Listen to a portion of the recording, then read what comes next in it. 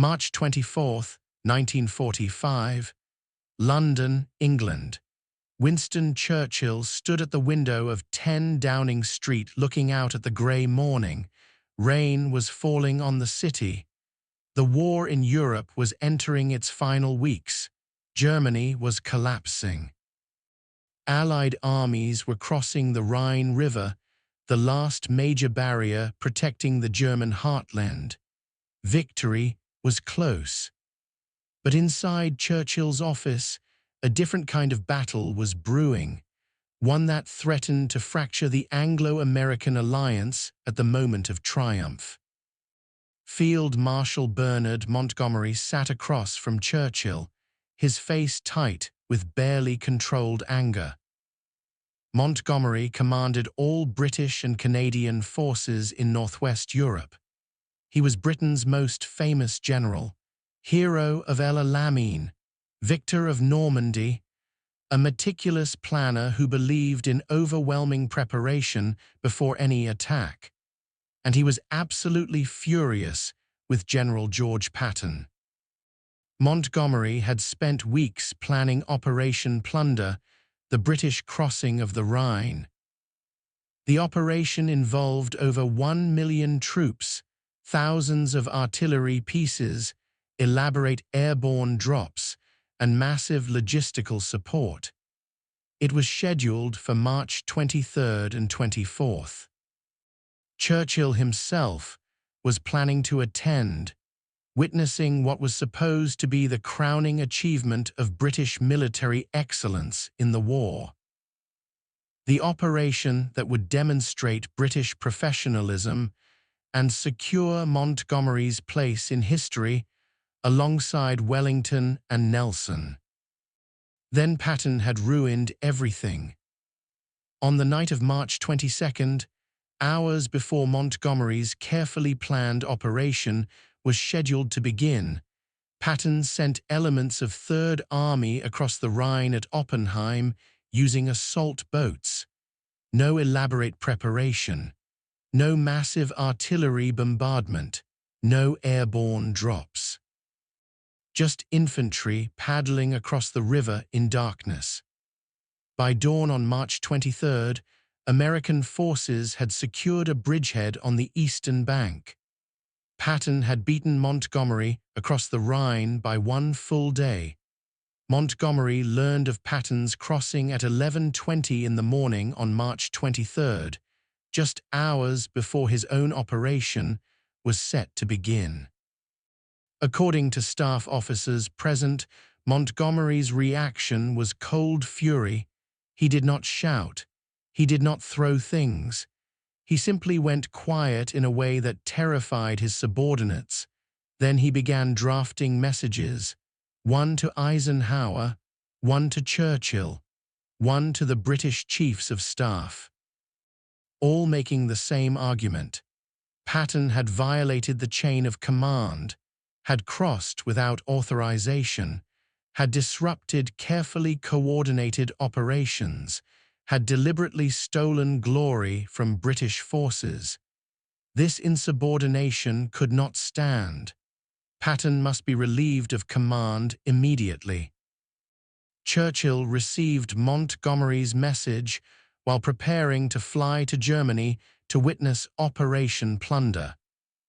According to his personal secretary, Churchill read the message 3 times, sighed deeply, poured himself a brandy even though it was only mid-morning, then sent word that he would meet with Montgomery upon returning to London. The meeting would be private, just the two of them. No staff, no witnesses. What Churchill said in that meeting would reveal his true priorities and why Britain was increasingly deferring to American leadership despite Montgomery's protests. To understand the confrontation between Churchill and Montgomery, you need to understand the relationship between Montgomery and Patton. These two generals represented completely opposite approaches to warfare. Montgomery believed in careful planning, overwhelming force, and minimizing casualties through methodical preparation. He spent weeks planning operations, insisted on numerical superiority before attacking, used massive artillery bombardments to soften enemy defenses, advanced cautiously to avoid unnecessary losses. His methods were professional, thorough, and typically successful. But they were slow. Patton believed in speed, aggression, and taking risks. He attacked with whatever forces were available, improvised solutions when resources were lacking, valued momentum over preparation, accepted higher casualties if it meant achieving objectives faster.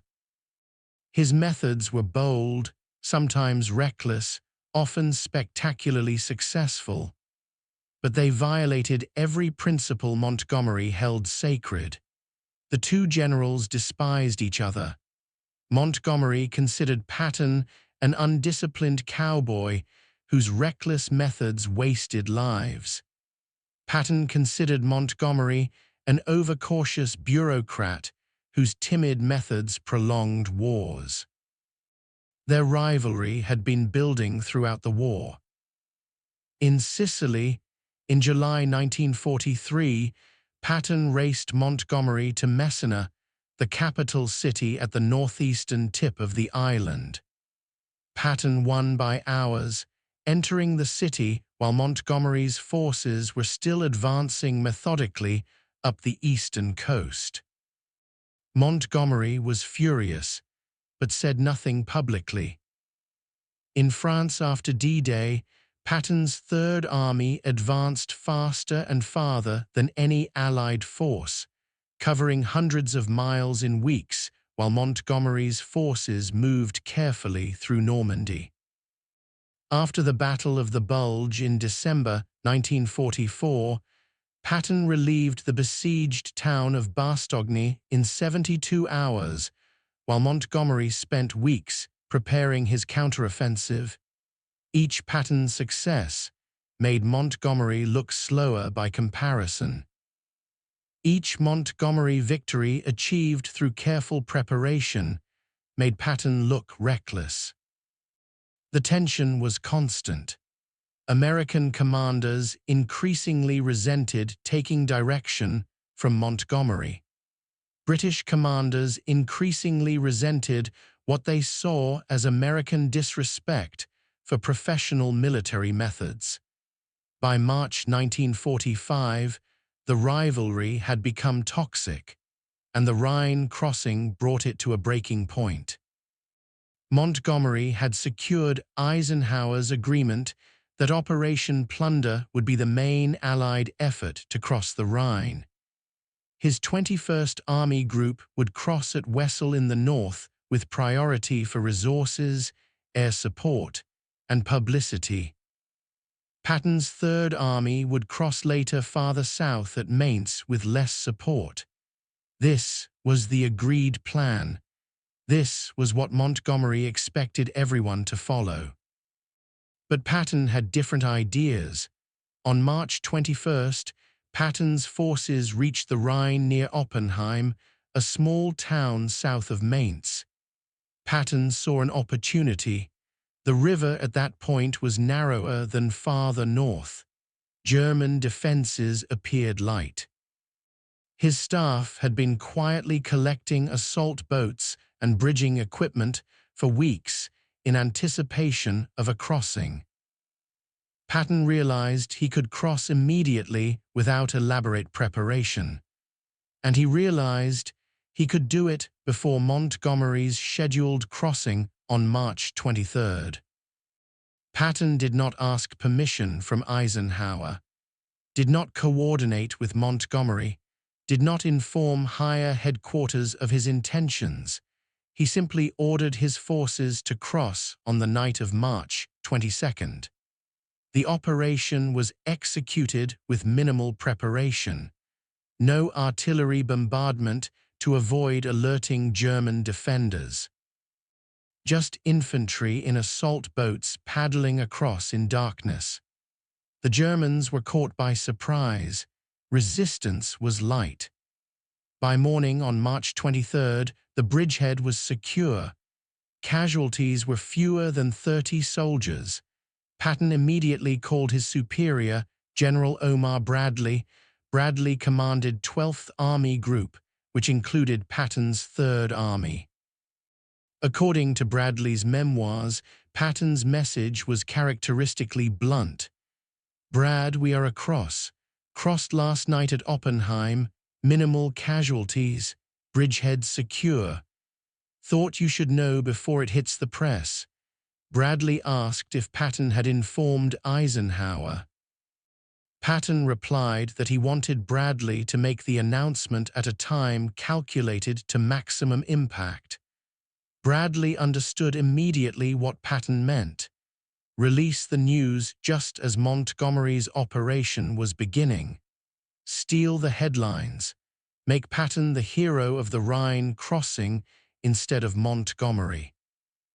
Bradley made that decision. On the morning of March 23rd, as Montgomery's forces were preparing for Operation Plunder, American newspapers carried headlines about Patton's crossing. 3rd Army crosses Rhine. Patton beats British to river. American forces establish bridgehead. The timing was deliberate.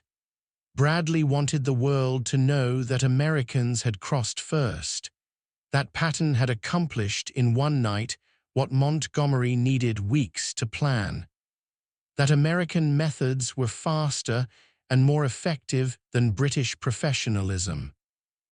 Montgomery launched Operation Plunder on schedule on March 23rd and 24th.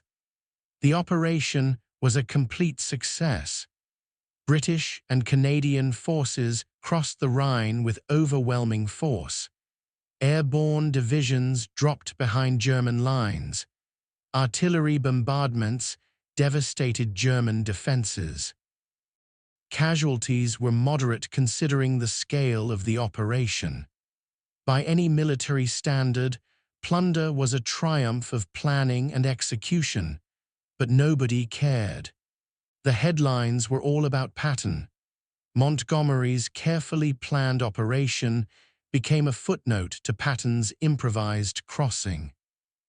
Churchill witnessed Operation Plunder from Montgomery's headquarters. According to accounts from staff officers present, Churchill tried to be encouraging, told Montgomery that his operation was a masterpiece of military planning, that British forces had demonstrated their professionalism. That history would remember this as a great victory, but even Churchill could not resist acknowledging Patton's achievement. According to one account, Churchill remarked that the Americans had managed to slip across the river with considerably less fanfare but equal success. Montgomery's face went red, but he said nothing. After returning to London, Churchill received Montgomery's formal demand that Patton be relieved of command. The message laid out Montgomery's arguments methodically. Patton had violated the chain of command by crossing without authorization, had disrupted carefully coordinated operations by acting independently, had shown disrespect for British forces by deliberately upstaging Operation Plunder, had set a dangerous precedent that insubordination would be rewarded if it produced headlines. Montgomery concluded that maintaining discipline required punishing Patton regardless of his success. Churchill must demand that Eisenhower relieve Patton immediately. Churchill called Montgomery to 10 Downing Street for a private meeting. What happened in that meeting is known from Churchill's later accounts to his personal physician and from Montgomery's private diary entries. The meeting began with Churchill asking Montgomery to explain his position. Montgomery presented his case carefully. Patton had violated agreed plans, had acted without authorization, had created unnecessary risks by crossing without proper coordination. These were serious breaches of military discipline that could not be ignored simply because the operation succeeded. Churchill listened without interrupting. When Montgomery finished, Churchill asked one direct question. "Bernard, if Patton had requested permission to cross at Oppenheim on March 22nd, what would you have said?" Montgomery answered honestly. He would have denied permission because it diverted attention and resources from the main effort at Wesel. Churchill paused, then asked whether the issue was military coordination or wounded pride. Montgomery insisted it was about maintaining command discipline. Churchill's response was devastating. According to Montgomery's diary entry from that day, Churchill told him that Patton had made Montgomery look slow, that the real issue was not military discipline, but the fact that Patton accomplished in one night what Montgomery needed weeks to prepare. That this contrast was embarrassing to British military prestige. That Montgomery wanted Patton punished for succeeding too quickly. Churchill said these things bluntly, without diplomatic cushioning. Montgomery tried to argue, but Churchill continued. Churchill pointed out brutal facts. Montgomery had planned Operation Plunder for weeks, assembled over 1 million troops, gathered thousands of artillery pieces, organized elaborate airborne drops, used overwhelming force and careful preparation. This was professional British military doctrine executed perfectly. Then Patton crossed with assault boats in one night. Minimal preparation, minimal casualties, equal success. The contrast made British methods look inefficient. That was what truly bothered Montgomery, not discipline, not coordination, but the fact that American speed had surpassed British thoroughness. Montgomery argued that Churchill was missing the point, that Patton's insubordination set a dangerous precedent, that if commanders were allowed to ignore orders whenever they saw opportunities, the result would be chaos, that maintaining military discipline required punishing violations regardless of outcomes. Churchill acknowledged these were valid concerns, but then he asked the critical question: what would happen if Churchill demanded Patton's relief? How would the Americans respond? Churchill walked Montgomery through the political reality. If Churchill demanded that Eisenhower fire Patton, the Americans would ask why. Churchill would have to explain that Britain wanted their most aggressive general removed because he crossed a river too quickly without British permission. How would that sound? The Americans were providing the majority of Allied forces in Europe, bearing the majority of casualties, funding most of the operation. Their general had just demonstrated that American methods could achieve objectives faster than British methods with fewer casualties, and Britain wanted him fired for succeeding. Churchill continued. President Truman would refuse. Patton was too valuable, too popular with American troops and the American public. Firing him for winning would be political suicide, so Churchill's demand would be rejected. Britain would look weak for making demands it could not enforce. Anglo-American relations would be damaged at a critical moment.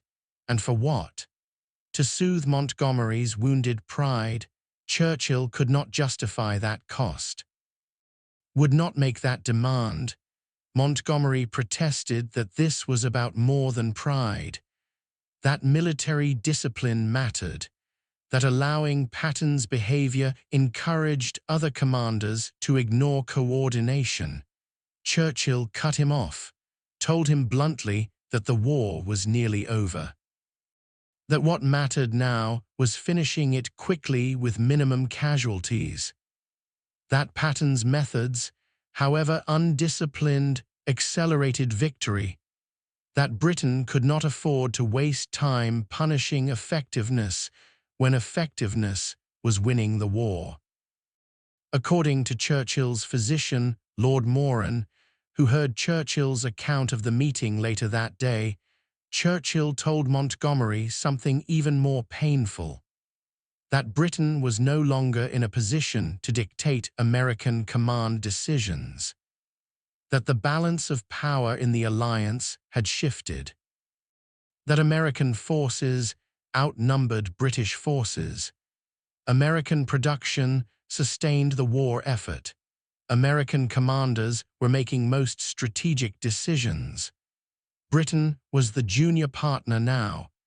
Accepting that reality was necessary for maintaining the alliance that would win the war and shape the peace. Montgomery left the meeting understanding that Churchill would not support his demand, that Britain would not challenge American command decisions over something like the Rhine crossing, that the alliance had become asymmetrical with America dominant and Britain subordinate.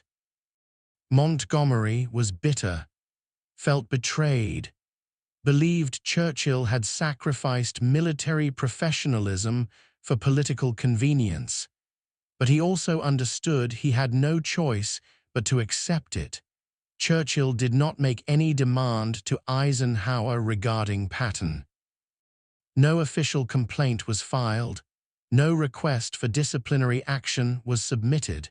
The issue was quietly dropped. Montgomery continued commanding 21st Army Group. Patton continued commanding 3rd Army. The war continued. But the relationship between Montgomery and Churchill was damaged. Montgomery never forgave what he saw as Churchill's failure to support British military prestige against American grandstanding. What Churchill said to Montgomery in that private meeting revealed his true priorities. Winning the war quickly mattered more than military protocol. Maintaining the Anglo-American alliance mattered more than British pride. Accepting American dominance mattered more than defending Montgomery's ego. These were painful truths for Britain, painful for Churchill personally, painful for Montgomery professionally, but Churchill believed they were necessary truths, that refusing to accept them would cost more than accepting them. The confrontation over Patton's Rhine crossing was not really about one river crossing or one general's insubordination. It was about Britain coming to terms with its changing role in the world. Throughout the war, Britain had struggled to maintain equal partnership with the United States. Churchill had insisted on British forces having prominent roles, had pushed for operations in the Mediterranean partly to maintain British influence, had defended Montgomery's methods as superior to American approaches, but by March 1945, the balance had shifted decisively. American power was ascendant, British power was declining. Accepting that shift required humility and realism. Churchill possessed both qualities. He valued British prestige, respected Montgomery's competence, wanted Britain to be recognized as an equal partner in victory, but he also understood that maintaining the alliance required accepting realities he would rather deny. That American methods were winning battles faster than British methods.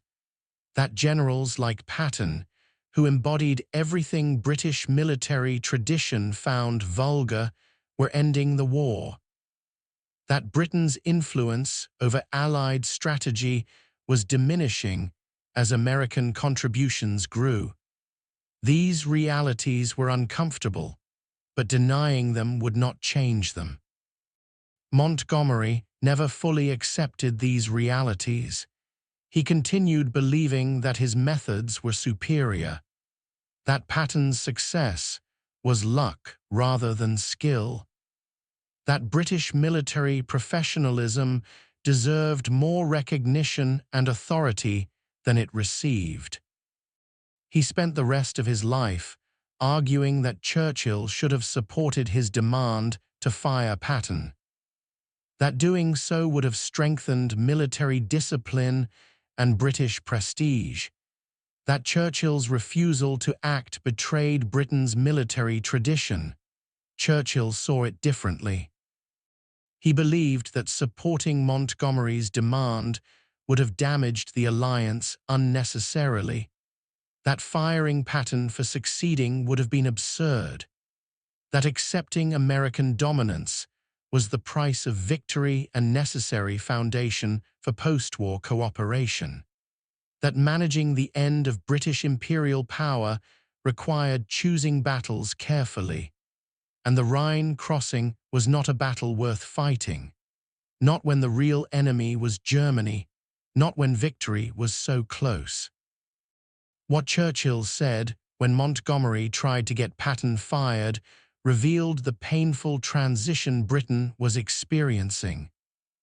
From global superpower to junior partner in an American-led alliance, from setting military standards to accepting American methods, from commanding respect through imperial prestige to earning influence through realistic cooperation. Churchill managed this transition brilliantly, maintained British dignity while accepting diminished status, preserved the Anglo-American alliance that would shape the post-war world, but it cost him personally, cost Britain institutionally, cost Montgomery professionally. The price of winning sometimes includes swallowing pride. Churchill understood that. Montgomery never did.